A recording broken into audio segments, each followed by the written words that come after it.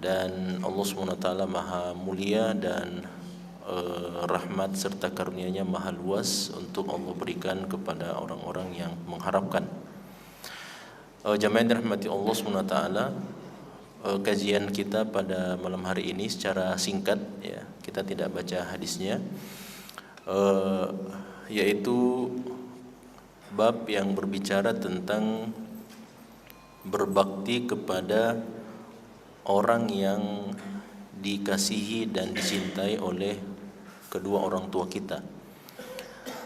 Di dalam sebuah hadis di dalam kitab Al-Adabul Mufrad karya Imam Bukhari ini disebutkan ada dua hadis tentang masalah ini, dan kedua-duanya itu diriwayatkan dari Ibnu Umar radhiyallahu taala anhuma. Riwayat yang pertama, hadis yang pertama itu berisi kisah, sedangkan hadis yang kedua itu tidak terdapat kisah di dalamnya. Tapi zahirnya jamaah sekalian, nampaknya ini adalah dua hadis yang sama sebenarnya, meskipun sedikit ada perbedaan pada kedua lafadznya, secara khusus pada kisahnya itu. Kisah yang pertama disebutkan bahwa Ibnu Umar radhiyallahu taala anhuma itu melakukan sebuah perjalanan atau sebuah safar. Di dalam perjalanan bersama beberapa orang murid-murid beliau, bertemulah mereka dengan seorang Arab Badui. Faja'a al-A'rabi aw marra fi safarin, dia lewat di sebuah perjalanan bertemu dengan Abdullah bin Umar radhiyallahu taala anhuma. Ibnu Umar itu jamaah sekalian putra daripada Umar bin Khattab, dan punya kebiasaan kalau melakukan safar, beliau punya kebiasaan membungkus kepalanya dengan menggunakan imamah. Imamah itu adalah kain yang panjang untuk melindungi kepala supaya tidak tersengat matahari. Dan beliau juga punya kebiasaan kalau di dalam perjalanan maka beliau membawa dua ekor hewan tunggangan. Yang pertama adalah unta dan yang kedua adalah himar atau keledai. Jadi kalau Ibnu Umar itu sudah capek untuk mengendarai untanya, maka beliau akan minta kepada gulamnya atau kepada budaknya atau pelayan beliau untuk didatangkan keledainya itu. Karena ternyata berbeda kalau orang menunggangi unta dengan keledai. Unta itu kalau orang tidak tahan, dia jauh lebih cepat capeknya dibandingkan dengan seekor keledai. Makanya ini selalu disiapkan oleh pembantu Ibnu Umar. Kalau setiap kali beliau safar, maka selalu dibawa dua ekor hewan ini.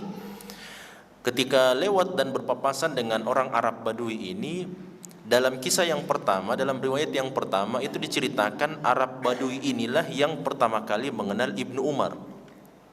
Makanya yang berbicara di situ, faqala al-A'rabi, maka berkatalah orang Arab Badui ini, anta ibnu fulan ibni fulan. Dia bertanya kepada Ibnu Umar, apakah anda adalah putranya fulan bin fulan, yaitu Umar bin Khattab. Ya, jadi ditanyakan kepada Ibnu Umar, apakah anda ini putranya Umar bin Khattab? Maka Ibnu Umar mengatakan, bala, iya betul, saya putranya Umar bin Khattab.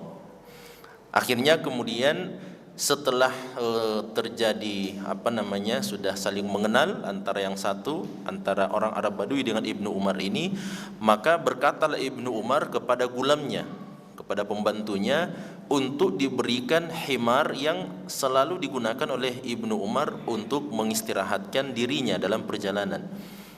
Jadi tadi kita bilang beliau punya dua hewan. Kata Ibnu Umar, berikanlah itu keledai yang saya punya kepada orang Arab Badui ini. Setelah itu dilepaskan imamahnya atau selendang penutup kepalanya dan diberikan kepada orang Arab Badui itu. Akhirnya sahabat-sahabat dan murid-murid Ibnu Umar berkata kepada Ibnu Umar, wahai Ibnu Umar, bukankah tidak cukup kalau anda memberikan 2 dirham saja? Tidak perlu diberikan ini, imamahnya tidak perlu diberikan, kemudian keledainya juga tidak perlu diberikan. Kenapa harus diberikan? 2 dirham saja itu sebenarnya sudah cukup untuk orang Arab Badui, untuk orang Badui. Maka disitulah kemudian Ibnu Umar menyampaikan bahwasanya sesungguhnya Nabi SAW pernah berpesan, pernah bersabda untuk kemudian menyambung silaturahim kepada keluarga atau kepada sahabat kepada kenalan kepada orang yang dikasihi oleh kedua orang tua kita atau salah satu di antara keduanya. Nah, ternyata diketahui bahwa orang Arab Badui ini adalah sahabat daripada bapaknya Ibnu Umar. Dari perkenalan itulah makanya dia mengetahui bahwa oh ternyata orang Arab Badui ini adalah sahabatnya bapak saya. Sedangkan saya teringat dengan sabda Nabi SAW bahwa Nabi SAW memerintahkan untuk berbuat baik, berbakti bahkan kepada sahabat dari orang tua kita. Ini dalam kisah yang pertama. Dalam kisah yang kedua jamaah sekalian itu kebalikan kisahnya. Jadi dalam kisah yang kedua, dan itu adalah riwayat yang disebutkan oleh Imam Muslim, diceritakan bahwa ketika Ibnu Umar melakukan perjalanan, maka sama seperti yang tadi kita sebutkan, beliau punya kebiasaan begitu, hadir di dalam perjalanan beliau dari Madinah ke Mekah, yaitu salah seorang murid beliau namanya Abdullah bin Dinar, salah seorang ulama tabi'in, muridnya Ibnu Umar, dan dia ikut dalam perjalanan tersebut. Nah, dialah yang meriwayatkan hadis ini, hadis yang disebutkan di dalam Sahih Muslim. Abdullah bin Dinar ini jamaah sekalian, dia meriwayatkan dari gurunya yaitu Ibnu Umar. Dalam perjalanan ini Ibnu Umar melihat orang Arab Badui. Lalu kemudian Ibnu Umar mengenal orang tersebut. Akhirnya Ibnu Umar memanggil orang Arab Badui itu. Ini kan kebalikannya. Kalau yang pertama tadi orang Arab Badui yang mengenal Ibnu Umar, kalau ini kebalikannya. Ibnu Umar lah yang mengenal Arab Badui tersebut. Nah, akhirnya Ibnu Umar meminta dipanggil Arab Badui itu. Lalu kemudian Ibnu Umar bertanya, hal anta ibnu fulan ibni fulan, apakah anda adalah putranya fulan bin fulan? Ini kebalikan ceritanya. Maka orang itu mengatakan, bala, benar, saya adalah putranya fulan bin fulan. Akhirnya setelah itu Ibnu Umar mengatakan kepada pembantunya, berikanlah keledai yang saya punya ini kepada orang tersebut, dan berikan juga imamah yang saya punya. Diberikan imamahnya, diberikan himar atau keledainya kepada orang tersebut. Akhirnya Abdullah bin Dinar, si murid ini jamaah sekalian, muridnya Ibnu Umar, dia mengatakan ada dua versi, ada dua riwayat. Dia mengatakan ghafarallahu laka. Ini riwayat yang pertama, bahkan beliau mendoakan sebenarnya untuk Ibnu Umar, mudah-mudahan Allah mengampuni anda. Dalam riwayat yang lain, Ibnu Umar, Abdullah bin Dinar ini seakan-akan dia protes kepada Ibnu Umar atas perbuatan beliau ini. Dia mengatakan, humul a'rabiyu, mereka ini wahai Ibnu Umar adalah orang-orang Arab Badui, yardawna bil yasir. Mereka itu orang Arab Badui, kalau dikasih sedikit sebenarnya mereka sudah cukup sebenarnya, sudah ridha. Kenapa harus diberikan seekor keledai dan harus diberikan imamahnya Ibnu Umar? Imamah itu mahal jamaah sekalian, bukan barang yang murah. Jadi seakan-akan ada sikap protes sebenarnya dari muridnya Ibnu Umar dan mengatakan kenapa harus diberikan yang mahal-mahal begini, padahal orang Arab Badui itu kalau diberikan yang sedikit saja. Makanya dalam riwayat yang pertama tadi katakan 2 dirham, kalau anda berikan 2 koin perak sebenarnya itu sudah cukup bagi mereka, tidak perlu diberikan yang mahal-mahal begini. Akhirnya Ibnu Umar mengatakan dalam hadis tersebut, beliau mengatakan sesungguhnya Nabi SAW mengatakan, abarrul birri, perbuatan baik, berbakti yang paling afdol di sisi Allah Subhanahu wa taala adalah an yasilar rajul, ketika seseorang itu menyambung silaturahimnya, ahla widdi abihi, keluarga, kekasih, sahabat, teman dari bapaknya. Jadi saya misalnya si anak, saya Ibnu Umar jamaah sekalian, saya punya bapak namanya Umar bin Khattab. Umar bin Khattab itu punya sahabat namanya Muhammad misalnya. Muhammad ini punya anak. Nah, inilah anak yang ditemui sama Ibnu Umar itu. Makanya dia tanya Ibnu Umar, apakah anda anaknya fulan bin fulan? Kata orang itu, iya saya anaknya. Oh ternyata ini bapaknya. Bapaknya ini adalah sahabat baiknya Umar bin Khattab, bapak saya. Dan Nabi SAW menyampaikan di antara bentuk perbuatan baik yang paling afdol kalau saya memberikan kebaikan kepada keluarganya, sahabatnya bapak saya. Nah, ini kita bisa mengambil pelajaran jamaah sekalian karena waktu yang terbatas. Pelajaran yang pertama adalah bahwa berbuat bakti dan berbuat baik kepada kedua orang tua adalah pintu yang sangat besar, pintu yang sangat luas sekali. Bahkan di dalam hadis yang sebelumnya kita bahas, berbakti kepada kedua orang tua sebelum, di saat mereka hidup, bahkan setelah mereka meninggal dunia, tetap juga masih bisa berbakti kepada keduanya dengan cara mendoakan mereka, dengan cara melakukan kebaikan, ketaatan, karena semua pahalanya akan sampai kepada kedua orang tua. Maka itu adalah perbuatan baik kepada mereka sebenarnya, meskipun mereka tidak menyuruh kita, termasuk mendoakan mereka dalam keadaan mereka masih hidup. Ketika mereka sudah meninggal dunia, maka doakan mereka. Termasuk jamaah sekalian, kata para ulama kita, berbakti kepada kedua orang tua itu tidak muluk-muluk. Sebenarnya kita harus datang di depan mereka, kita menelpon mereka jamaah sekalian, menyenangkan hati mereka, sampaikan kalimat, bahkan informasikan itu, beritakan alhamdulillah cucu-cucu semuanya baik-baik, sehat-sehat semuanya. Itu mereka senang. Kalau mereka senang jamaah sekalian, mereka doakan kepada kita. Kan biasa seperti itu ya, biasa orang tua menelpon bagaimana anak-anak semuanya, sehat semuanya. Nah kalau kita informasi alhamdulillah sehat-sehat semua, meskipun ada di antara kita yang sakit-sakit dan seterusnya, tapi untuk menyenangkan hati orang tua, alhamdulillah, kita ucapkan alhamdulillah. Nah ini bagian daripada bakti kita kepada kedua orang tua, termasuk dengan menyenangkan orang-orang yang dekat dengan kedua orang tua kita. Nah sengaja memang disebut di sini sang bapak, dalam riwayat itu memang disebutkan sang bapak. Namun kalau seandainya bapak saja, kata Nabi SAW, berbuat baik kepada keluarga sahabatnya bapak adalah kebaikan yang tertinggi di sisi Allah, kira-kira bagaimana kalau sahabatnya ibu? Sedangkan dalam hadis ada sahabat yang bertanya, ya Rasulullah, man ahaqqun nasi bibirri, siapa orang yang paling berhak untuk saya berbakti kepada dia? Apa kata Nabi? Ummuka, thumma man, thumma ummuka, thumma man, thumma ummuka, 3 kali ibu. Artinya kalau Nabi mengatakan berbuat baiklah kepada sahabatnya bapakmu, itu keutamaan yang tertinggi di sisi Allah, kira-kira bagaimana dengan berbuat baik kepada sahabatnya ibu? Itu 3 kali lipat istilahnya kalau seperti itu. Makanya Nabi informasikan keutamaan yang paling rendah sebenarnya. Ada yang lebih tinggi daripada itu, yaitu berbuat baik kepada sahabatnya ibu.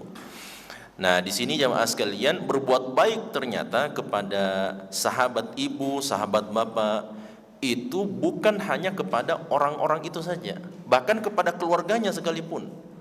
Kepada keluarganya, sebagaimana dalam hadis Ibnu Umar ini dicontohkan bahwa anaknya juga berbuat baik kepada beliau dengan memberikan hadiah, memberikan pemberian. Itu bagian daripada birrul walidain, bagian daripada kita berbakti kepada kedua orang tua kita, agar kemudian mereka orang-orang yang pernah dekat dengan kedua orang tua kita ini mendapatkan manfaat dan mendapatkan kebaikan. Nah itu bagian daripada birrul walidain. Kenapa jamaah sekalian? Karena kalau kita lihat kebiasaan orang-orang soleh, ini pentingnya kita bersahabat dengan orang-orang soleh. Orang-orang soleh itu, kata para ulama kita, kalaupun seandainya orang soleh itu tidak memberikan manfaat dan maslahat kepada kita, paling minimal dia tidak berikan keburukan. Itu orang soleh. Nah makanya kan dalam hadis permisalan Nabi mengatakan mathalul jalisis solih, permisalan sahabat yang soleh seperti penjual parfum. Kalau kita tidak beli parfum sama dia, paling minimal kita dapat apa? Wangi-wanginya. Paling minimal kita dapat harum-harumnya itu, karena dia pakai parfumnya, kan seperti itu. Tapi permisalan orang yang berteman dengan orang yang buruk seperti pandai besi. Kalau kita tidak mau menjauh, dan kalau bukan pakaian kita terbakar dari api yang dia pergunakan untuk pandai besinya itu, maka paling minimal kita mendapatkan aroma yang tidak baik. Nah makanya seperti itu. Jadi orang-orang soleh itu, kita duduk bersama orang soleh, kalau dia tidak berikan manfaat, dia tidak berikan nasihat, dia tidak berikan ini dan sebagainya, paling minimal dia tidak berbuat buruk kepada kita. Sedangkan orang yang buruk, sahabat yang buruk, tidak ada memang diharapkan jamaah sekalian ya, karena mereka perilakunya buruk sehingga keburukan saja yang kita dapatkan. Nah olehnya itu para ulama kita menjelaskan bahwa ketika seorang anak bapaknya sudah meninggal dunia, kemudian dia berbuat baik kepada sahabatnya sang bapak ini, maka paling minimal jamaah sekalian, sahabat ini akan mengingat kepada bapak kita, dan paling minimal dia akan doakan bapak kita atau doakan kita. Kan seperti itu. Nah makanya sama dengan hadis Nabi SAW mengatakan dilarang seseorang itu mencela bapaknya. Bagaimana itu? Apakah ada anak yang mencela bapaknya atau ibunya? Tidak ada, kan seperti itu. Tidak ada yang mencela secara langsung, meskipun di zaman ini semakin banyak. Bahkan ada yang membunuh bapaknya sendiri, ibunya sendiri. Tapi di dalam hadis Nabi itu dikatakan bahwa yasubbur rajulu abar rajuli fayasubbur rajulu abahu. Jadi seorang anak mencela bapaknya sahabatnya, akhirnya sahabatnya mencela bapaknya juga. Nah, ini menjadi alasan, ini menjadi sebab atau penjelasan bahwa kalau ketika kita berbuat baik kepada sahabat bapak kita, sahabatnya ibu kita, maka itu akan menjadi sebab sang sahabat ini jamaah sekalian akan berbuat baik kepada entah kepada kita atau kepada bapak kita. Nah, di dalam hadis ini juga jamaah sekalian terakhir ada pelajaran yang sangat penting bahwa seorang bapak, seorang ibu, ini untuk kita semuanya, bahwa seorang bapak, seorang ibu penting untuk mengenalkan sahabat-sahabat kita kepada keluarga kita. Itu penting dan itu bagian daripada teknik parenting sebenarnya. Supaya apa? Anak-anak kita ini tahu bahwa inilah sahabat-sahabat saya. Inilah kawan-kawan saya. Inilah orang-orang soleh yang saya selalu duduk bersama mereka.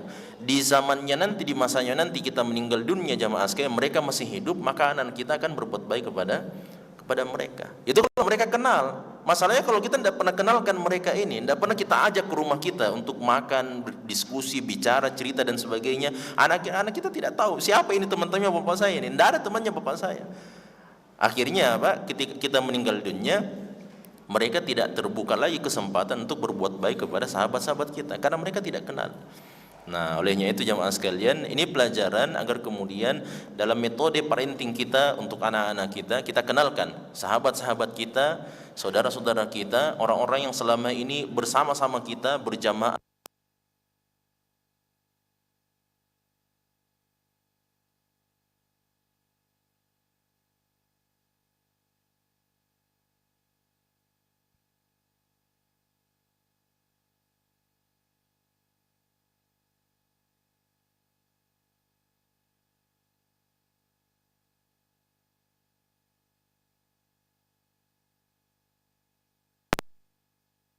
antara satu dengan yang lainnya karena kemuliaan saya, kata Allah SWT. Udhilluhum tahta dhilli yawma la dhilla illa dhillu. Hari ini pada hari kiamat saya akan naungi mereka di bawah singgasana arsyaya, di mana tidak ada naungan yang akan diberikan kepada siapapun kecuali naungan dari Allah Subhanahu wa taala. Nah, untuk menjaga mahabbah itulah jamaah sekalian, makanya muncul hadis ini. Untuk menjaga mahabbah, saya bersaudara, bersahabat dengan sahabat saya. Untuk menjaga mahabbah ini, saya kan sudah meninggal dunia. Atau saudara saya itu sudah meninggal dunia, sahabat saya sudah meninggal dunia. Untuk menjaga mahabbah ini jamaah sekalian sampai kita keduanya meninggal dunia, maka anak-anak inilah punya tugas. Anak-anak kita ini, saya sudah meninggal dunia, maka tolong dipertahankan mahabbah saya ini dengan